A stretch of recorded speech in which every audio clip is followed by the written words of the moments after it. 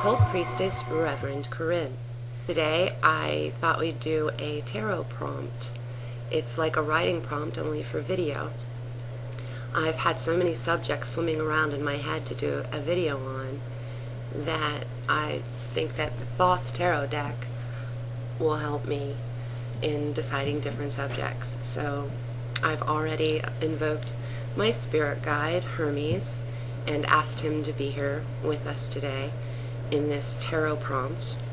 And I also find that I get nervous when I'm going to do videos. And I found a way to make me feel a little bit more confident. Today, joining us will be other weirdos, authors in fact. We have The Cosmic Trigger with Robert Anton Wilson. We have The Masters of Shambhala, and that's Michael L. Schuster, and The Kabbalion. So if anything I say seems not to make sense to you, you may want to check out these books or these authors. Okay. Makes me feel more confident. It makes me feel like they're sitting around and they're saying, yes, you're very strange and so are we. So I suppose it's that my fear of doing the videos is that I will change someone's mind. And my guru, Sri Mamo Devi, Satnam, explained to me that it's not a very good thing to blow people's minds, and that some people really need to hold on to what they believe, even if it might be illusionary, that they need that to help them grow. So I do get very nervous that things aren't perfect, I suppose. I mean, that's really it. I must trust and have faith that only the people that need to see these videos will see them. And if you don't get it, then good. Maybe you're not supposed to. So, that being said, let's dive into the deep end.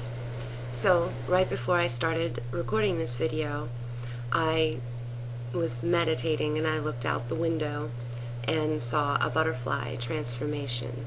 So let's begin with that, the synchronicity of nature in our lives.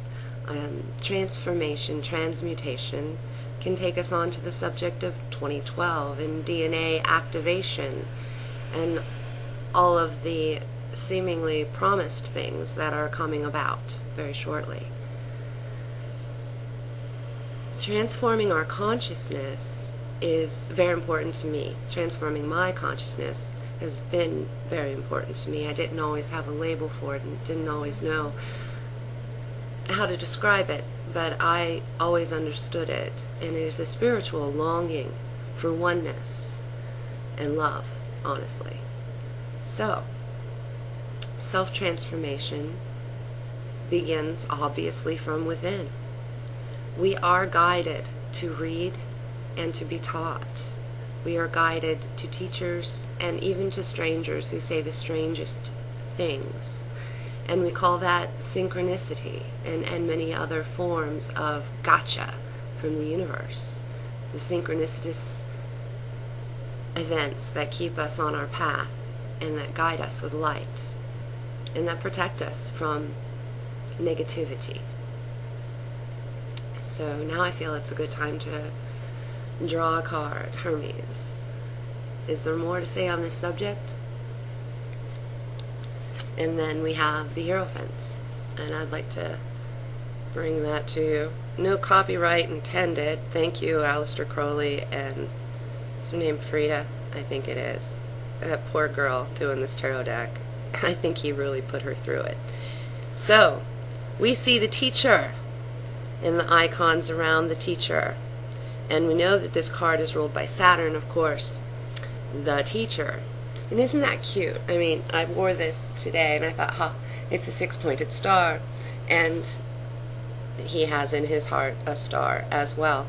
And in the lesser banishing ritual of the pentagram, we say, within us shines six-rayed star. So, interesting stuff. The Hierophant, obviously, try to keep up with me here. I know I'm a little going here and there. Yet, it's the teacher card.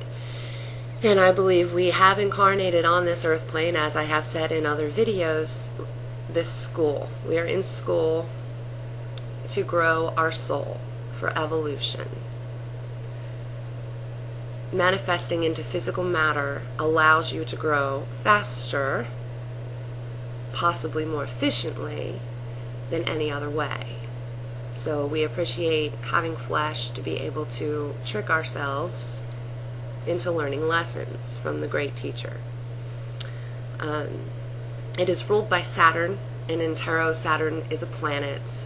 It's not, I know there's a lot of conspiracy theory around Saturn, especially these days. And do understand that Saturn teaches through restriction. Saturn is not necessarily fun. We have Saturn returns every 28 years. We lost many great musicians, specifically, during their Saturn returns. What happened to you? Are you 28, 29, 30? What happened to you during those years? That's your Saturn return. And of course, Saturn comes around every 7 years. So every 7 years you can track a big change in your life. It's universal. It's what happens to us humans under the rule of Saturn. That's astrology. So, and that's what's one of the great things about the Crowley deck, is that he really emphasizes the astrology. And I found astrology lacking on a lot of my magical friends these days. It's funny that these people will cast spells and do, all of this great work, and think astrology is for weirdos, or, it's bunk. So that's always been interesting to me. But I do believe in astrology, and it's a map for me. It's always worked for me. I started studying it around 17 or 18, I believe, with my mother. Okay, so that was basically Hermes' answer to the whole transformation situation. And he brings to mind, he gives me the image in the Hierophant card of the big bull there. And of course I will look that up in more detail later. And I did have a dream about the big bull and May Day and all kinds of things. So this may very well be a personal message. But aren't all personal messages universal in some sense? Interesting. So let's move forward, and I ask for another card. Teote.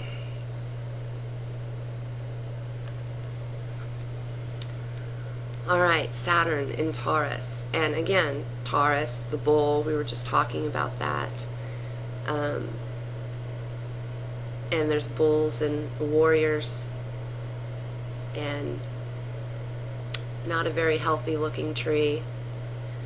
Again, Saturn is most difficult in flesh, and the bull, the animal, the man, the flesh is us manifest and incarnate. So I think, again, reiterating, we are here to learn lessons and to transform. That the lessons don't have to last forever. You do get beyond your birth chart. You can get beyond your karma, especially if you've been enlightened in a past life and you've come back. A lot of us light workers have come back to help, and we've decided, we have to learn lessons like everyone else to be here. What a ripe opportunity to grow our own souls. So I'd like to move on from that.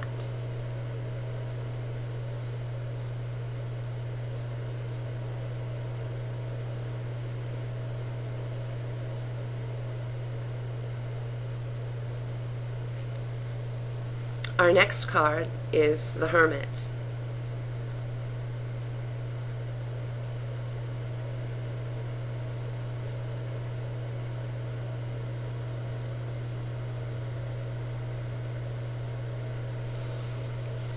So this goes along with what I was saying. As light workers, we are here to guide others and also to learn lessons ourselves. We must grow through our ego. We're all born with one, no matter, well, most of us. Let's not do allness, right? But most of us are born with an ego, and to get intact, to get us to get intact.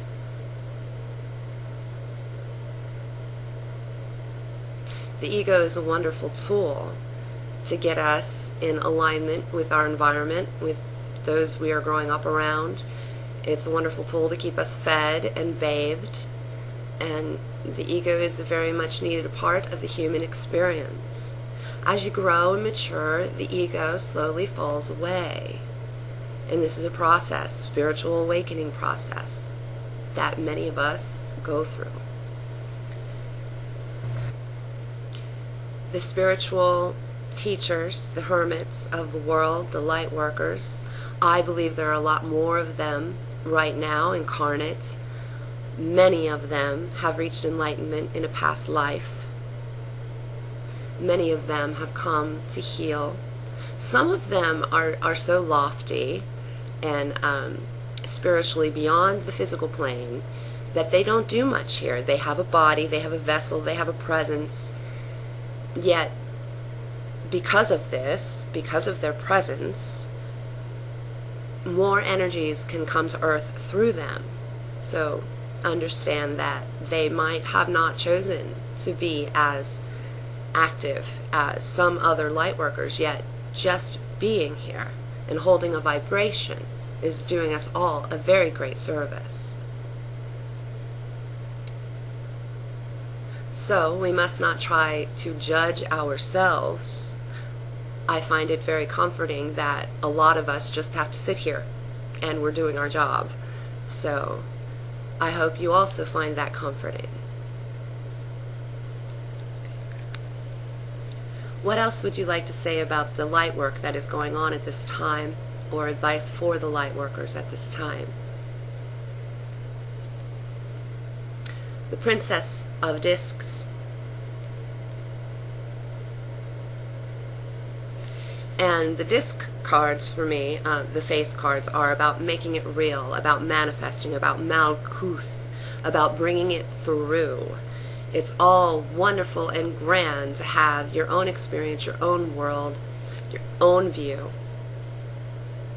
Many of us have secret or separate lives that take place on the astral plane that we are quite aware of. Many of us have the gifts of knowledge from past life. The thing is that as being hermits, we have always been taught to take that stuff to the woods and keep it there. But I strongly believe it is time to come out of every closet. It's time to tell the truth. It's time to make it real. As Hermes says, make it real. I never believed that we had to keep secrets. I do understand, as I stated before, about blowing people's minds and the danger of that, but we also must trust that the universe is in perfect order and nobody's going to hear something they don't need to hear. They simply won't hear it. Eyes and ears, and that's what that's for. So I beg you, come out and be honest and be real, and don't keep it all to yourself. That's my thing. I just didn't want everyone to keep it to themselves and think, wow, I've got this great secret universe on the inside. I'm an Aquarius, and I believe in sharing your gifts. And these things indeed are gifts, most amazing gifts. And if we talked about it more, if it became a part of our language, we would be a very different culture. And I believe it is up to us to make those changes. It is up to us to be honest and to come out into the light and get it out of the woods and bring it out into the sunshine. So I suppose if I had to quote from something to assert my argument to come out of the woods and come into the light and to let your secrets be known, would be, the lips of wisdom are closed except for to the ears of understanding. Therefore no one can truly hear what they are not ready to hear. And Sri Mamo Devi, my guru, said that blowing someone's mind can cause spontaneous combustion. So as long as you're ready to karmically deal with that, right? But I don't feel that way. I really feel that I need to trust the universe, that I won't be able to spontaneously combust anyone with the truth. And, I mean, she's a guru. I think she might be a little higher than me in that regard, in might be able to do that. It's very interesting stuff. So, light workers, coming out of the closet, being honest, being real.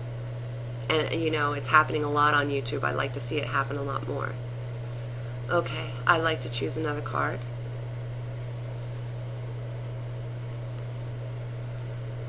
The Four of Swords, peace. Expansion in Libra.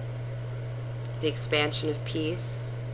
And that does go back to my point that what would it be like, how would society be like if we were all much more open about these taboo subjects and did not keep all of the light and the beauty hoarded to ourselves. And I can only imagine the reason that we do that is because they're going to call us crazy. But I have already been called crazy. I am not worried about it. It's already happened. So there's really no reason societally for shame to hold me back. It's only for fear of blowing someone's mind, which I've already logically right here in front of you already come to the conclusion on. So I think this is going to be our last card, the High Priestess. And I really just love this card. I think it is the most accurate I've ever seen in any tarot deck of what I experience when I'm with her and when she is within me.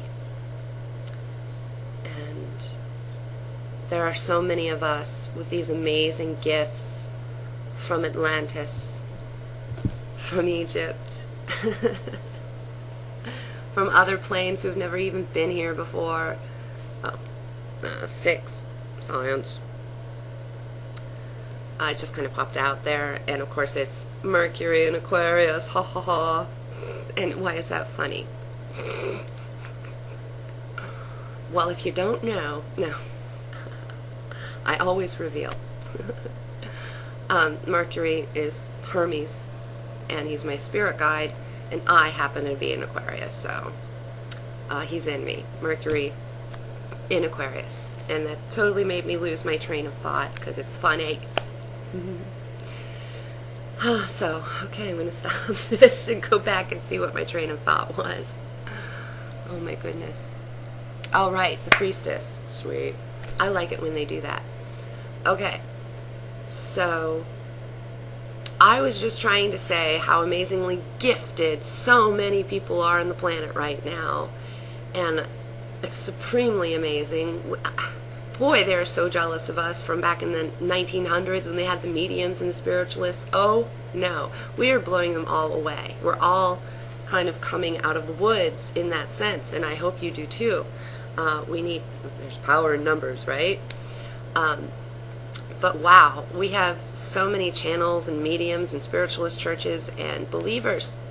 I guess it depends on your perspective, but I think per capita it has raised greatly. And I really sincerely hope that you bring your gifts out to the world. Don't die with your music still in you. Bring us love. Share your dreams. Share your astral journeys. Share your voices. Share, and we'll heal together. Thank you for joining me today. I appreciate your time. I appreciate your energy. And I hope you've learned something. Blessed be, and Namaste.